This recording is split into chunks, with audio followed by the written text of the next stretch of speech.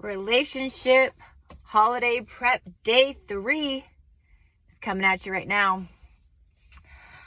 So holiday prep day number 2 was all about what's your fear around the holidays and knowing where it comes from.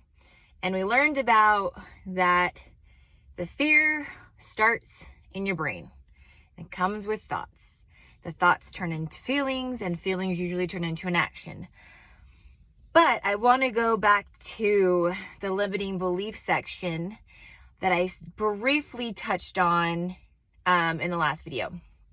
So a limiting belief, and I love how Mel Robbins describes limiting belief because she makes it super simple for, for me to understand. And I bet for most of her fans love her because she's very simple about how she describes things. So limiting belief, she describes as, how are you nasty to yourself?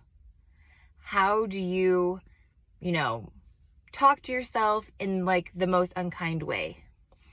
And yesterday I shared how I feared the stresses that come along with the holidays, and it comes from the limiting belief that I need to be perfect.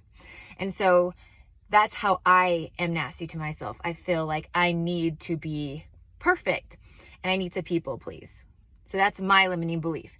So the limiting belief question today is, how are you nasty to yourself?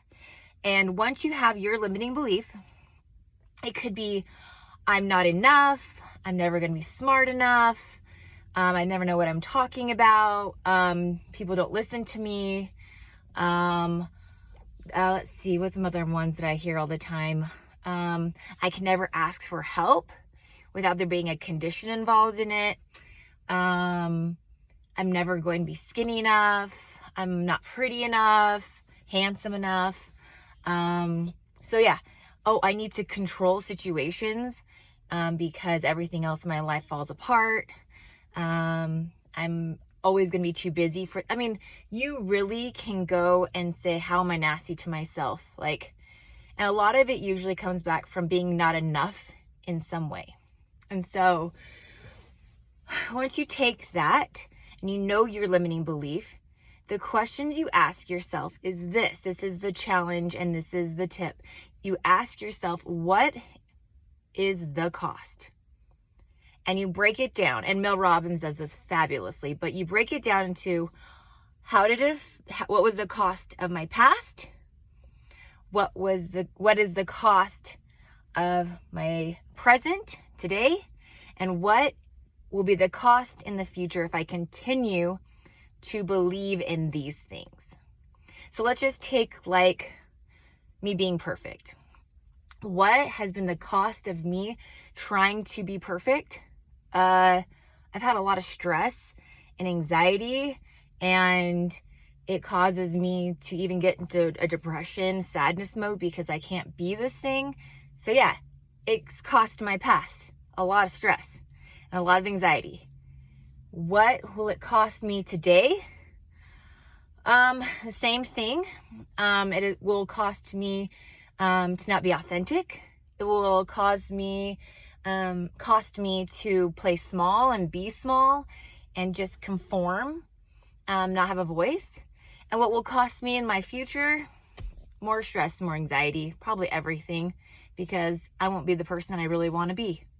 So I'm going to challenge you today for relationship number 3 is ask yourself those 3 questions.